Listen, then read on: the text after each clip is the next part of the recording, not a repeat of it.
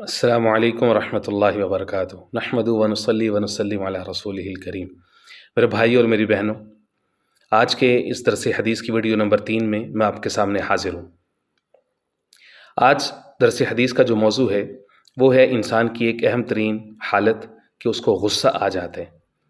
وہ کیوں آتا ہے اور اس کا علاج کیا ہے، احادیث مبارکہ اس کے بارے میں کیا کہتی ہیں، آج کے اس 3 منٹ کے مدرسہ کے اندر ہم اسی کے اوپر بات کریں گے۔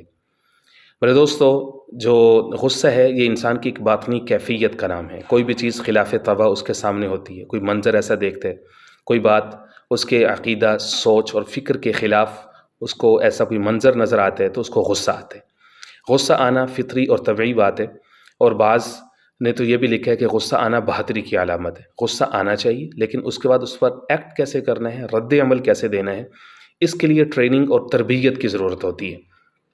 آپ نے یہ سنا ہوگا، اول الغضب جنون و آخرہ ندم، کہ غصے کی ابتدا ہمیشہ پاگل پن سے ہوتی ہے اور اس کی انتہا ہمیشہ شرمندگی کے اوپر ہوتی ہے۔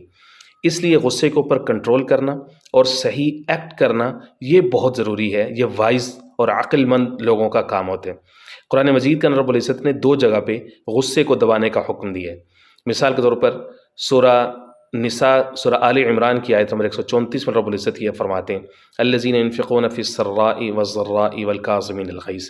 ہمارے پسندیدہ بندے وہ ہیں جو تنگی میں، تکلیف میں، کھلے حالات میں، کشادگی میں خرچ کرتے ہیں، اور والکاظمین الغیظ، غصے کو پی لیتے ہیں۔ اللہ نے انہیں اپنا بندہ کہا ہے اور ان کو محسن اور نیکوکار لوگوں میں شمار کیا ہے۔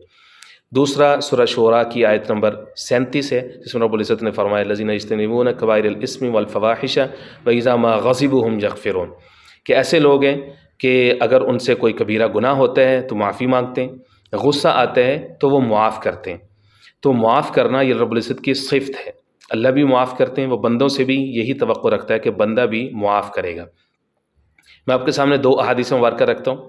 ایک حدیث پاک جناب سیدہ عطیہ رضی اللہ تعالیٰ عنہ سے روایت ہے، وہ یہ فرماتے ہیں کہ رسول اکرم صلی اللہ علیہ وسلم نے فرمایا کہ غصہ جو ہے یہ دراصل شیطان کی طرف سے ہے، اور شیطان آگ سے پیدا کیا گیا تھا، اور آگ جو ہے وہ پانی سے بجھائی جاتی، لہٰذا ساتھ ہی اس کا علاج بھی بتایا کہ جب غصہ آئے تو انسان کو چاہیے کہ وہ وضو کر لے۔